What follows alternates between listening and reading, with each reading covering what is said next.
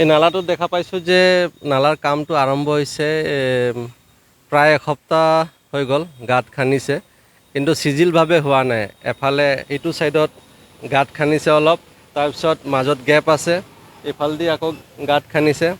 তাৰপিছত গাঁত খান্দাৰ পিছত সিহঁতে অলপ ৰাবিছ দি আৰু লোহাৰ ৰডৰ হেৰি বনাইছে, জালি বনাইছে। জালিটো দি সেই ঘোলা পানীতেই মানে নালাৰ যোনটো লেতেৰা পানী সেইটোৰ ওপৰতে ঢালাই দি দিছে হা।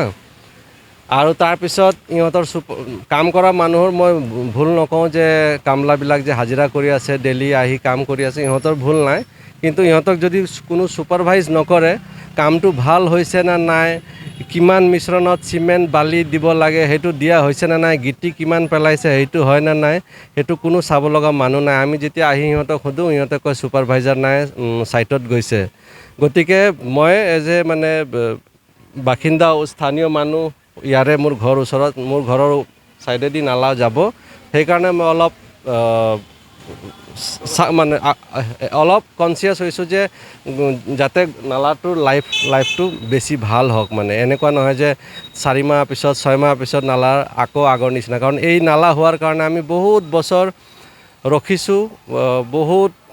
মই নিজেই গৈ 4বাৰমান মিউনিচিপালিটিত কমপ্লেইন কৰিছোঁ যে নালাটো জল্দি সোনকালে আমাক বনাই দিয়ক। হোজাইৰ ষ্টেচনৰ ওচৰৰ চবচে ধুনীয়া ঠাই, মানে এইটো নালা বহুত বছৰ আগত হৈ যাব লাগিছিলে, কিন্তু কি পলিটিক্স হ'ল নাজানো, সেইটোত মই একো নকওঁ।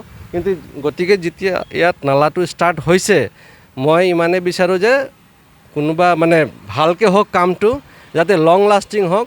এই নালাৰ কাৰণে আমি আকৌ ভুক্তভোগী হ'ব নালাগে।